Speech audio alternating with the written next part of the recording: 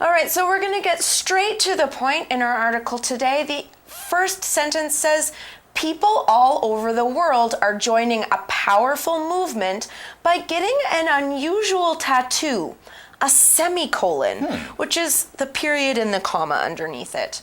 Now, we saw the word tattoo here. It's spelled T-A-T-T-O-O, and it's a noun. So a tattoo is a picture or writing that is permanently drawn on your skin with a needle and ink. So permanently means that it's not going to go away. It's there forever. An example, we could say, Frida was upset when her daughter got a tattoo of a butterfly on her shoulder. Maybe Frida was too young to do that. She was supposed to be 18 and she didn't ask her mother. Sometimes parents get upset when their kids get their tattoos. Get their first tattoo. We also saw the word semicolon. Now, Erin touched on that briefly, but it's spelled S-E-M-I-C-O-L-O-N.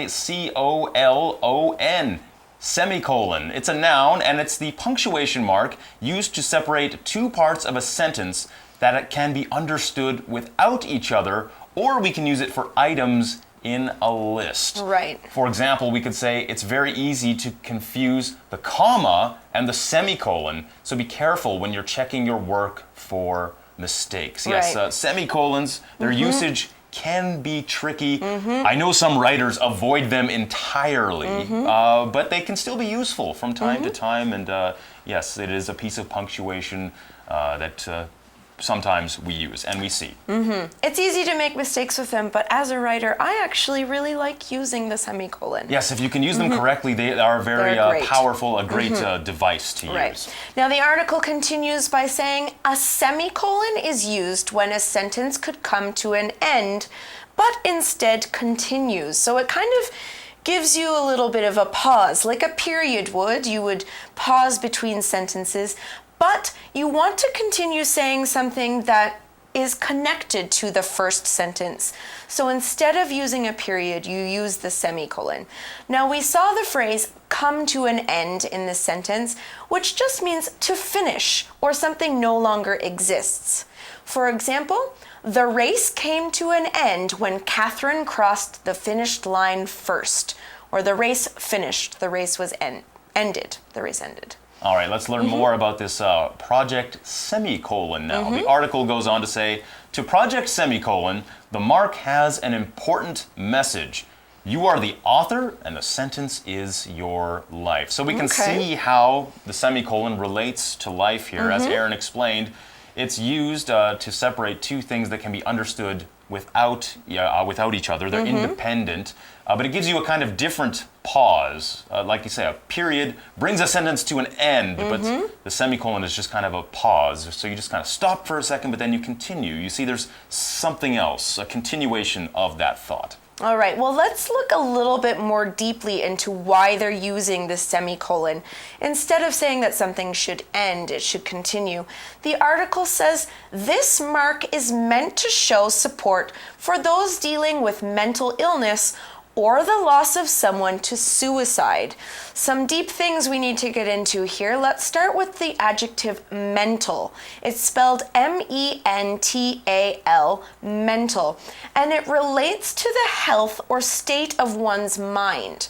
Now, mental illness means that you have an illness of the mind or that you have poor mental health. Things aren't really going too well up there. Now, this can be for many different reasons, including autism, which is when you don't connect very well to people, you have problems socializing, depression, which is when you are quite sad, you can't really seem to find the good in life, or dementia, like Alzheimer's. You forget things very easily. Your brain isn't working as properly as it should.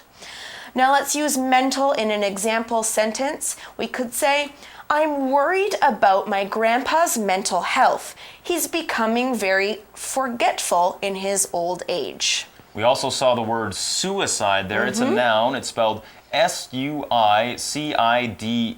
Suicide. Now, this is the act of killing yourself, of taking your own life. It's a very serious issue all around the world, but especially out here in Asia, in countries like Taiwan, Korea, Japan, it is a major, major problem.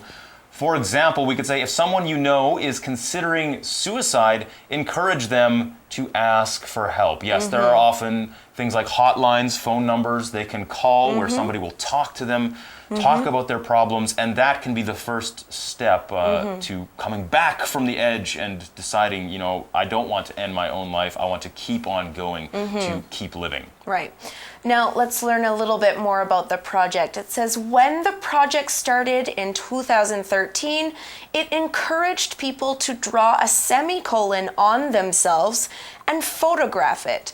So maybe you're going to take a marker, draw a semicolon on your arm, take a picture of it, and put it on the internet, probably, to show that you are thinking about people who have mental health problems and you want to help them because you care. That's right. So a very good, a very interesting campaign to get people talking about mental illness because, you know, before people didn't really talk about these things. If somebody had a mental illness, people kept quiet about it and that didn't help anything. So this was to bring it out into the light, get people talking about it. So they started taking pictures of these semicolons they had drawn on themselves. However, people began responding with tattoos rather than temporary marks. So they made the marks permanent on their skin rather than temporary. Temporary is an adjective and we spell it Temporary, temporary. This describes something that continues for only a limited period of time, or we could say something that will not last forever. For example, the work on this road is only temporary. We will be able to drive on it again next week. Okay, so it's not permanent road work.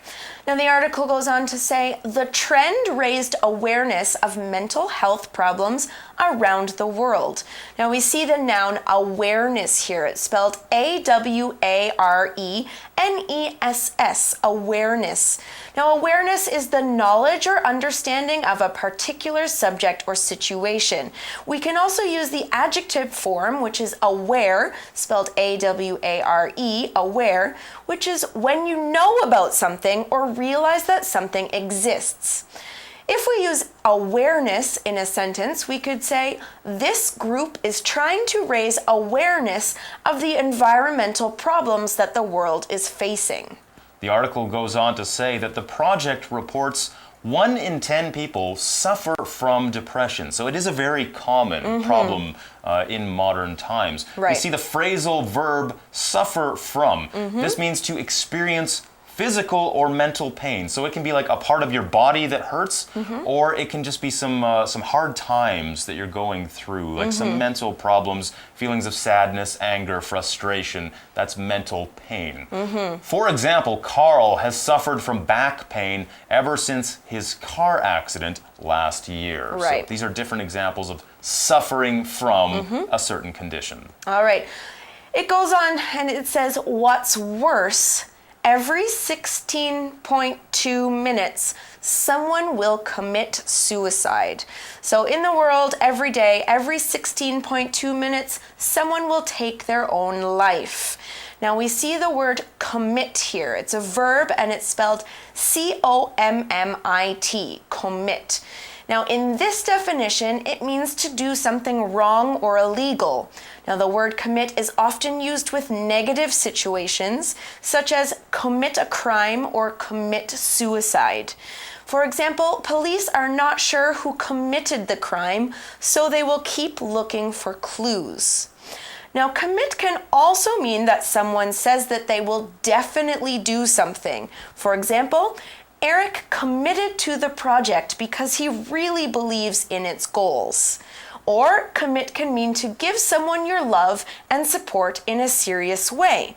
For example, when Daryl decided he wanted to commit to Eva, he asked her to marry him. So we see that the word commit can mean different things. Sometimes it's negative and sometimes it's positive. That's right. You can also describe a relationship as being a committed relationship when you only date one person at one time. Now the article goes on to say, indeed, Amy Bluell, the person who created Project Semicolon, was moved to start the group by her own struggle with depression. So she struggled with this. She had the condition herself. Struggle is a noun. We spell it S-T-R-U-G-G-L-E. It's an attempt to do something that takes a lot of effort over a long period of time. For example, learning a new language can be a struggle, which is why you need to practice daily. You need to commit to learning the language. Right. Now the article goes on to say, to Amy and many others, the semicolon is a symbol of hope for those who face mental health struggles or these problems. So we saw the word symbol here. It's a noun. It's spelled S-Y-M-B-O-L. Sounds like an I, but it's spelled with a Y. A symbol is a picture or shape that has a particular meaning or represents an organization or idea. For example, the dove, a white bird, is often considered a symbol of peace. It means that we are looking for peace in the world. So symbols can be very powerful. They can inspire people to start doing things, to start making positive steps towards finding solutions to really large problems, and mental health issues are huge in today's society. A lot of people suffer from them, so we need to start talking about them, bring them out into the open and talk about them openly so we can begin to find solutions. That brings us to the end of the article today, all about Project Semicolon. We're almost out of time. Before we go, let's have our For You chat.